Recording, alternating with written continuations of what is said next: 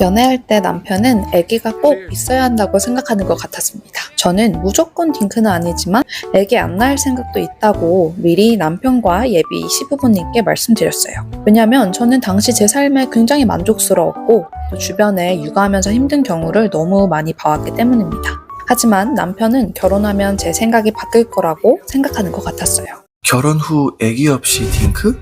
그런 삶은 감히 상상해 본 적이 없어요. 연애 때 아내랑 이세 얘기를 하다가 아내가 딩크 얘기를 꺼냈습니다. 조금 당황했어요. 하지만 얘기를 딱 들어보니까 아기 절대 안 돼! 라기보다는 아기를 갖는 것, 엄마가 되는 삶을 마냥 두려워하는 것 같았습니다.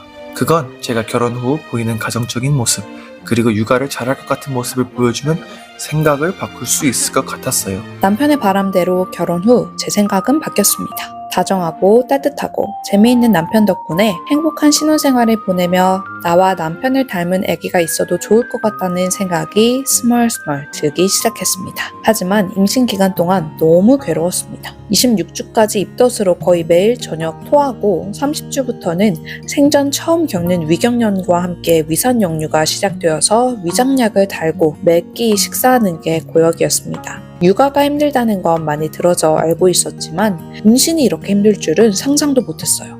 드디어 10개월의 대장정을 마치고 출산을 했습니다. 저는 임신 기간이 생각보다 너무 힘들어서인지 출산이 오히려 생각보다 괜찮았습니다. 이 작디 작은 생명체를 보는데 너무 소중하고 신기하고 감사하고 행복하고 무서운 감정이 동시에 들었어요. 2.9kg짜리 생명체를 본 순간 말로 표현할 수 없는 감정을 느꼈고 정말 너무 벅차서 눈물이 났어요. 내가 이 아이를 잘 지킬 수 있을까? 나는 아빠가 될 준비가 되었을까? 특히 탯줄을 자를 때 이런 생각들이 많이 들었습니다. 출산 후 몸이 아직 100% 회복된 것도 아닌데 잠을 못 자니까 진짜 미칠 것 같더라고요. 3시간마다 모유 수유를 해야 돼서 3시간 이상 잘 수가 없는데 왜 옛날에 잠고문이라는 고문이 있었는지 이해가 되었습니다. 잠을 못 자니 예민해졌고 평소면 아무렇지도 않았을 남편의 모든 행동이 거슬리기 시작했어요. 아니, 수유도 했고 기저귀도 갈았고 온도도 체크했고 습도도 체크했는데 도대체 왜 우는 걸까요? 육아용어와 용품은 또 뭐가 일이 많은 거야? 오로반사, 역방쿠, 먹노잠, 깨시, 옆잠베개, 등 센서. 등 센서는 등이 닿으면 불이 켜지는 자동 센서 종류인 줄 알았어요. 다행히 주원이는 60일 정도부터 점점 통잠을 자기 시작한 효자였습니다. 그때부터 한 100일 정도까지 육퇴를 즐기며 남편이랑 야식도 먹고 TV도 보고 여유가 생겼어요. 생각보다 육아 할만한데? 라는 오만한 생각이 아주 잠깐 들었던 시기입니다. 4개월에 접어든 주원이가 잠퇴행인지 이알이인지 뭔지 잠을 안 잡니다. 매일 인내심의 한계를 테스트하는 느낌입니다. 8시, 9시가 되면 우리에게 육퇴를 선물했던 아들이 요즘은 12시가 넘어서 잠이 듭니다. 살면서 이렇게 매일 인내심을 테스트를 받아본 적이 없었습니다. 저는 화도 별로 없고 짜증도 별로 내지 않는 성격이라 제가 굉장히 착하고 성격이 좋은 사람인 줄 알았습니다. 하지만 이유를 모른 채 주원이가 계속 울고 짜증내고 보챌 때 아니 도대체 뭘 어떻게 달라는 건지 답답하고 힘들었습니다. 제가 이렇게 화랑 짜증이 많은 사람인 줄 처음 알았어요. 저는 나쁜 아빠인 것 같아요.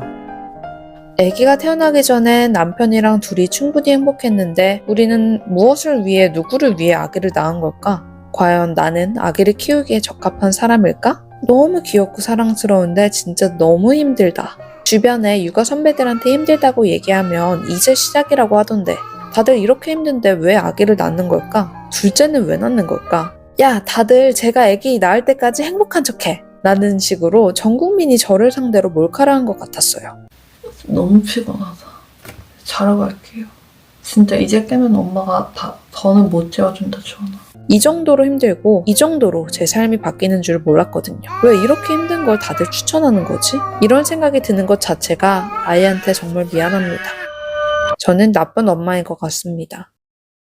저희가 참다 너무 힘들어서 이렇게 살다가는 진짜 죽겠구나 싶어서 수면 교육을 시키기로 했습니다. 왜냐면 저희가 평소에 원래 안아서 재웠었거든요. 근데 이제 한 5분만 이렇게 안아주면 쉽게 내려놔도 잠들었는데 4개월 잠퇴행기가 오면서인지 이앓이가 시작되면서인지 막 재우는데도 1시간씩 걸리고 눕혀놓으면은 10분 뒤에 깨고 막 20분 뒤에 깨고 하니까 이거를 한 3번 반복하는데 한 9시부터 재우기 시작했는데 새벽 1시에 잔 적이 있거든요. 그걸 계속 반복하다가 이대로는 우리가 살 수 없겠다. 그래서 수면 교육을 시작하기로 했습니다. 저희가 사용했던 수면 교육법이 퍼버법이라는 거거든요. 퍼버법.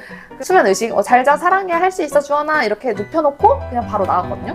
처음에 몇 분 걸렸지? 첫날? 주일날 저녁에 이제 9시에 재워놓고 했는데 정확히 42분 동안 울었어요, 주원이가. 그때 진짜 힘들었던 것 같아요. 중간중간에 우리가 계속 들어가려고 했어. 맞아, 막 너무 자지러지게 우니까 이게 괜찮나? 막 괜찮나? 이러다가 얘 막 숨 넘어가는 거 아닌가? 이런 생각도 들고 했는데 그렇게 계속 이제 그냥 정말 포기하지 않고 했더니 점점 줄어들더라고요, 마법처럼. 맞아요. 그게 그치? 너무 신기했어. 맞아. 첫날에 42분, 둘째 날에는 뭐 30분, 그러다가 맞아. 뭐 셋째 날에 30분, 넷째 날에 뭐 20분, 그다음에 10분, 그다음에 어제는 진짜 대박이었어요. 어제 대박이었어. 눕힌 지 2분 만에 2분 만에. 그냥 안 울고 잠든 거예요. 주원이 각 부모님의 성향이랑 아기 성향에 맞춰서 다양한 수면 교육법이 있으니까 그걸 맞는 거를 해서 어떤 방법으로든 정말 수면 교육은 꼭 필요하다고 생각합니다. 저희가 수면 교육을 함께 했던 침대가 있는데요.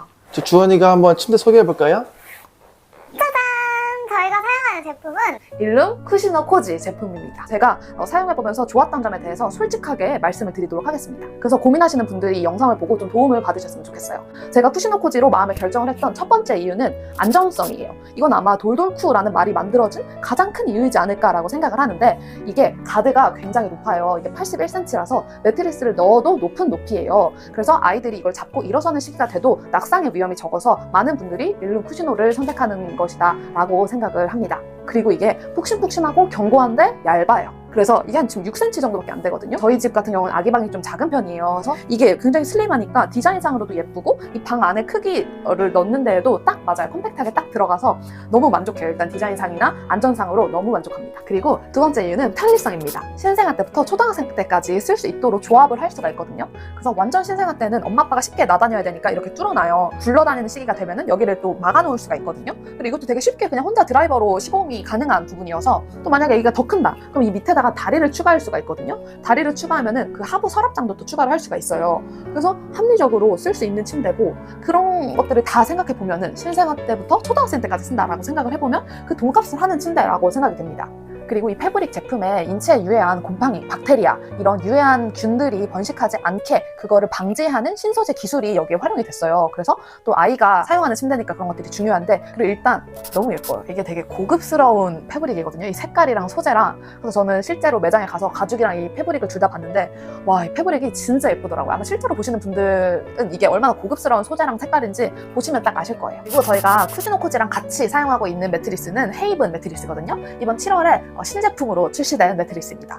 매트리스에 곰팡이가 피면 끝이거든요. 더 이상 사용할 수가 없어요. 근데 이 헤이븐 매트리스에는 측면에 에어홀이 있어서 내장재랑 매트리스 사이에 공기가 순환이 될 수 있어요. 이게 굉장히 매트리스를 오랫동안 사용할 수 있게 해주는 중요한 요소입니다. 또 몸에 닿는 원단부터 스프링까지 모두 항균 처리된 소재가 사용되어서 아기 위생 측면에서 정말 든든하고 안심되더라고요.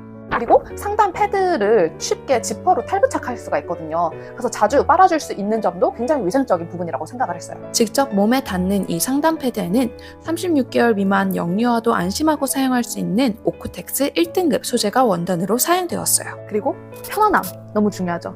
이거 그냥 누웠을 때 체압이 그냥 쫙 다 그냥 분산이 되거든요. 그리고 어떤 하중도 튼튼하고 안정적으로 지지를 해줄 수 있는 스프링이 사용돼서 누워보시면 정말 편안함을 느낄 수가 있어요. 지금까지 일룸 쿠시노 코지랑 헤이븐 매트리스에 대해서 설명을 드렸는데요. 특히 헤이븐 슬림은 헤이븐 라인 중 가장 높이가 낮아서 쿠시노 같은 저상형 침대랑 사용하기 딱이에요. 드릴 거면 빨리 들이시는 게 이득입니다.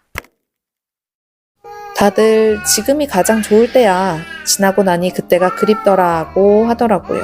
정말일까요? 지금이 가장 행복한 순간인 걸까요? 즐기고 싶은데 그만큼 즐기지 못하는 제 자신이 너무 아쉽습니다. 매일 사랑해주려고 하지만 뜻대로 되지 않아서 아쉽습니다. 주원아, 엄마가 매일 더 사랑해줄게. 이 부족한 엄마에게 항상 웃어줘서 고마워.